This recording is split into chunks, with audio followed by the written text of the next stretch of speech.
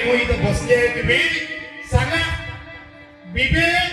बिबाचं नाव उपसते का नाही ते पोराचा काय कहा असं अरे एवढा रडला ताप आला आणि शेवटी अंगातली माती घेतली आणि ते माती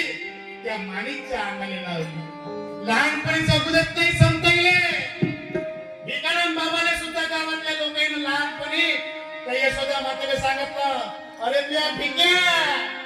बदमाश आहे त्याच्या हातापायात पेढे टाक पण